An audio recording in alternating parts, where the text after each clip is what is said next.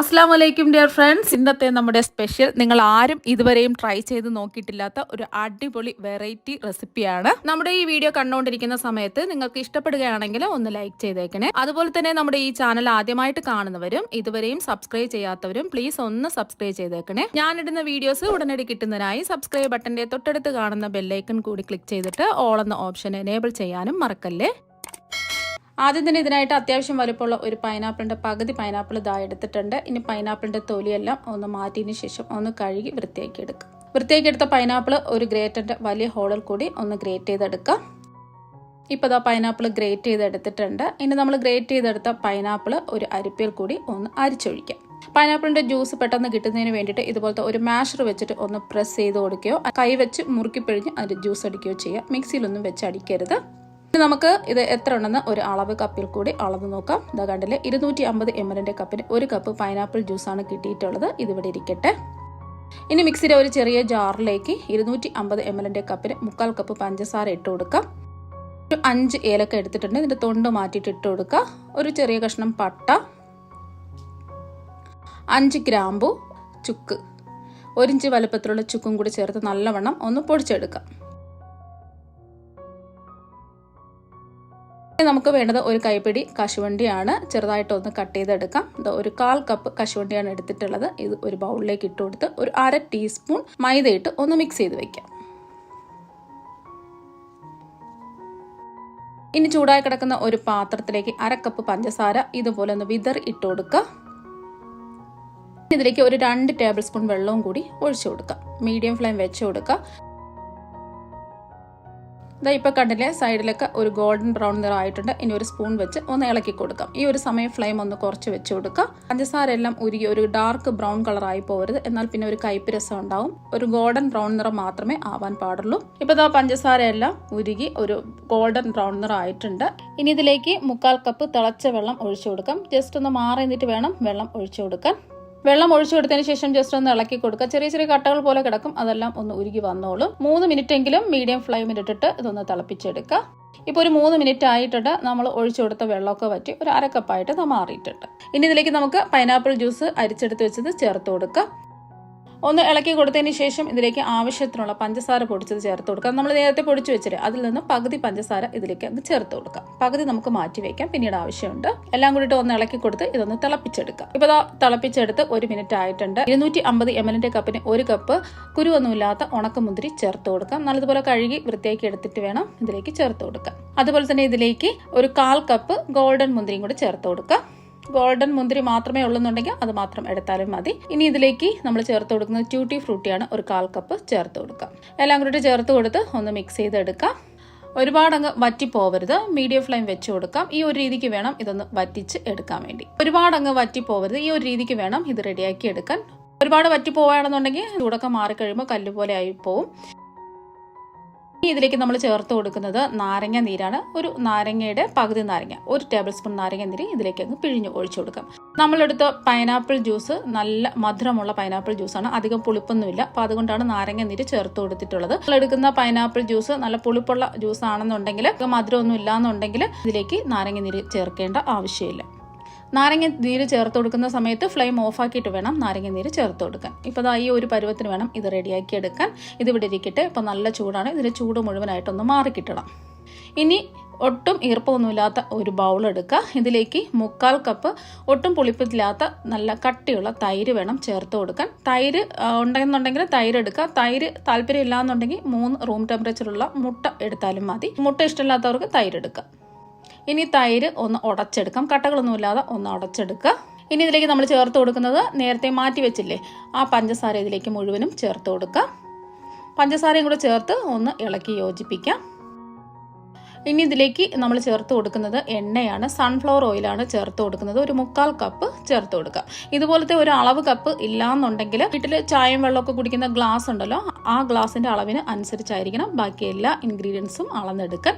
Cup എണ്ണ ചേർത്ത് കൊടുത്തിട്ടുണ്ട്. വെളിച്ചെണ്ണ ഒഴിച്ച് ഏത് എണ്ണ വേണമെങ്കിലും എടുക്കാവുന്നതാണ്. ഇതെല്ലാം കൂടിയിട്ട് നല്ലതുപോലെ ഒന്ന് മിക്സ് ചെയ്ത് യോജിപ്പിച്ചെടുക്കാം. ഇപ്പോൾ ഒന്ന് മിക്സ് ചെയ്ത് എടുത്തിട്ടുണ്ട്. ഇനി ഈ ബൗളിലേക്ക് ഒരു അരിപ്പ വെച്ച് കൊടുക്കാം. ഇതിലേക്ക് 250 ml കപ്പിന് 1/2 കപ്പ് മൈദ ഇട്ട് കൊടുക്കാം.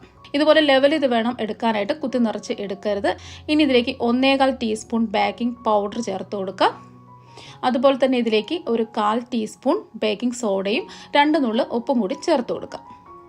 ഇനി ഇതെല്ലാം കൂടി ഒന്ന് മിക്സ് ചെയ്തതിന് ശേഷം ഒന്ന് അരിച്ചെടുക്കുക. ഇപ്പോൾ ഇത് അരിച്ചെടുത്തിട്ടുണ്ട്. ഇനി ഇതെല്ലാം കൂടി ഒന്ന് മിക്സ് ചെയ്തെടുക്കുക.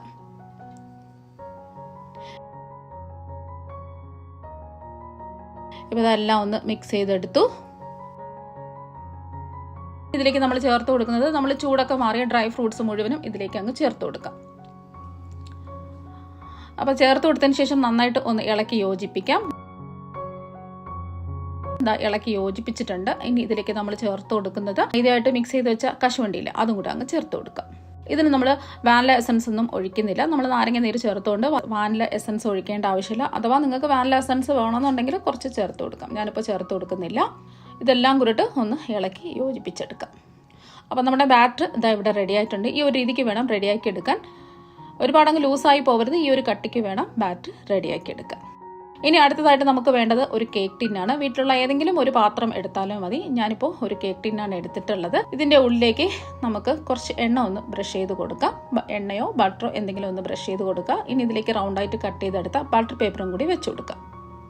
ബട്ടർ പേപ്പർ വെച്ച് കൊടുത്ത് അതിൻ്റെ മുകളിൽ ഒന്ന് ജസ്റ്റ് എണ്ണ ഒന്ന് ബ്രഷ് ചെയ്ത് കൊടുക്കാം. എണ്ണ കോരി ഒഴിക്കരുത്, ജസ്റ്റ് ഒന്ന് ബ്രഷ് ചെയ്ത് കൊടുത്താൽ മതി. ഇനി ഇതിൻ്റെ സൈഡിലും നമുക്ക് എണ്ണ ഒന്ന് ബ്രഷ് ചെയ്തതിന് ശേഷം ബട്ടർ പേപ്പർ വെച്ച് കൊടുക്കാം. ഇപ്പോൾ ബട്ടർ പേപ്പർ ഇല്ലാന്നുണ്ടെങ്കിൽ നമുക്കിതിലേക്ക് എണ്ണ ഒന്ന് ബ്രഷ് ചെയ്തതിന് ശേഷം 1 ടീസ്പൂൺ മൈദ ഇട്ട് നല്ലതുപോലെ തട്ടിക്കുടഞ്ഞ് അതിൻ്റെ പൊടി മുഴുവനും മാറ്റിയിട്ട് വേണം എടുക്കാൻ. പൊടി ഒട്ടും ഉണ്ടാവാൻ പാടില്ല. പൊടിയെല്ലാം തട്ടിക്കുടഞ്ഞിട്ട് വേണം ഈ ടിന്ന് എടുക്കാൻ വേണ്ടിയിട്ട്.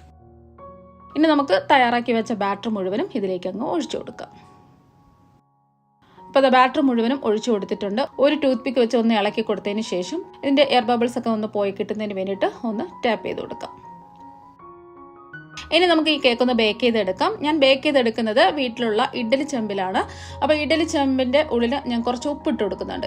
ഇഡ്ഡലി ചെമ്പ് ഇല്ലാതാവാനും നല്ല ചൂട് കിട്ടുന്നതിനും വേണ്ടിയിട്ടാണ് ഉപ്പിട്ട് കൊടുക്കുന്നത്. ഇനി ഉപ്പ് ഒന്ന് നിരത്തി വെച്ച് കൊടുക്കുക. ഇതിൻ്റെ മുകളിലായിട്ട് ഒരു തട്ടും കൂടി വെച്ച് കൊടുക്കാം. തട്ടോ സ്റ്റാൻഡോ എന്തെങ്കിലും വെച്ച് കൊടുക്കുക. കൂടി വെച്ചിട്ട് 5 മിനിറ്റ് മീഡിയം ടു ഹൈ ഫ്ലെയിമിൽ ഇതൊന്ന് ചൂടാക്കി എടുക്കുക. അപ്പോൾ നല്ലതുപോലെ ഒന്ന് ചൂടായിട്ടുണ്ട്. ഇനി ഇതിലേക്ക് കേക്ക് ടിന്ന് ഇറക്കി വെച്ച് കൊടുക്കാം. ഇനി ഈ കേക്ക് ടിന്ന് ഇറക്കി വെച്ച് കൊടുത്തതിന് ശേഷം മൂടി വെച്ച് ഒരു 30 മിനിറ്റ് നമുക്കിതൊന്ന് ബേക്ക് ചെയ്തെടുക്കാം. ഇപ്പോൾ ഒരു 30 മിനിറ്റ് ആയിട്ടുണ്ട്. ഇതിലേക്ക് കുറച്ച് കശുവണ്ടി ഇതുപോലെ ഒന്ന് വെച്ച് കൊടുക്കാം. അപ്പോൾ ആദ്യമേ നമ്മൾ ഇതിലേക്ക് കശുവണ്ടിയൊക്കെ വെച്ച് കൊടുക്കുകയാണെന്നുണ്ടെങ്കിൽ താന്നു പോകും. ഒരു 30 മിനിറ്റ് കഴിഞ്ഞിട്ട് വെച്ച് കൊടുക്കാം. അപ്പോൾ അത് കശുവണ്ടി വെച്ച് കൊടുത്തതിന് ശേഷം കുറച്ച് ഉണക്കമുന്തിരിയും കുറച്ച് ടൂട്ടി ഫ്രൂട്ടിയും ഇട്ട് കൊടുക്കാം.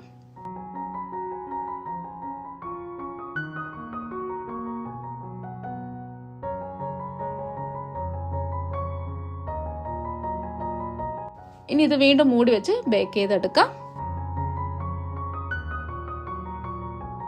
ഇപ്പം നമ്മൾ വീണ്ടും മൂടി വെച്ചിട്ട് ഒരു 30 മിനിറ്റ് ആയി. ഇനി കേക്ക് റെഡിയായോ ഒന്ന് തുറന്ന് നോക്കാം. ഇതുപോലെ ഒരു ടൂത്ത് പിക്ക് വെച്ചോ അല്ലെങ്കിൽ കത്തി ഉണ്ടോ ഒന്ന് കുത്തി നോക്കുക. ഇതിൻ്റെ നടുഭാഗത്തായിട്ട് ഒന്ന് കുത്തി നോക്കുക. അപ്പോൾ നമ്മൾ കുത്തി നോക്കുന്ന ടൂത്ത് പിക്കിൽ മാവ് ഒട്ടിപ്പിടിച്ചിരിക്കുകയാണെന്നുണ്ടെങ്കിൽ കേക്ക് റെഡി ആയിട്ടില്ല. വീണ്ടും 5-10 മിനിറ്റ് ഒക്കെ മൂടി വെച്ച് ബേക്ക് ചെയ്തെടുക്കുക. ഇപ്പോൾ മാവൊന്നും ഒട്ടിപ്പിടിച്ചിട്ടില്ല, കേക്ക് റെഡി ആയിട്ടുണ്ട്. ഇപ്പോൾ ഈ കേക്ക് നല്ല ചൂടാണ്. ഇതിൻ്റെ ചൂട് നല്ലതുപോലെ മാറണം. പുറത്തെടുത്ത് ചൂട് മാറാൻ വേണ്ടിയിട്ട് മാറ്റി വയ്ക്കാം. ഇപ്പോൾ ഈ കേക്കിൻ്റെ ചൂടൊക്കെ നല്ലതുപോലെ മാറിയിട്ടുണ്ട്. 2-3 ദിവസം കഴിഞ്ഞ് എടുക്കുകയാണെന്നുണ്ടെങ്കിൽ നല്ല ടേസ്റ്റും ആയിരിക്കും. ഇതിൻ്റെ നിറമൊക്കെ കുറച്ചും കൂടെ ഒന്ന് മാറി നല്ല ബ്രൗൺ കളറായിട്ട് മാറും.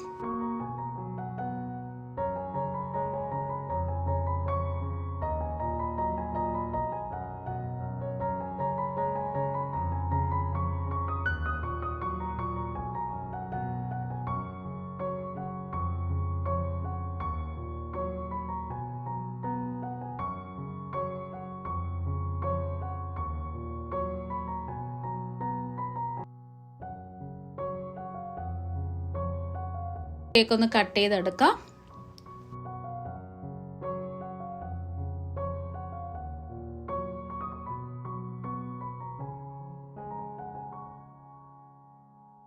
ഇപ്പോൾ കണ്ടില്ലേ, നിറച്ചും ഡ്രൈ ഫ്രൂട്ട്സ് ഒക്കെ വന്നിട്ട് അടിപൊളിയായിട്ട് കിട്ടിയിട്ടുണ്ട്. നല്ല പഞ്ഞി പോലെ സോഫ്റ്റ് ആയിട്ടാണ് ഇരിക്കുന്നത്. കഴിക്കാൻ വേണ്ടിയിട്ട് അടിപൊളി ടേസ്റ്റാണ്.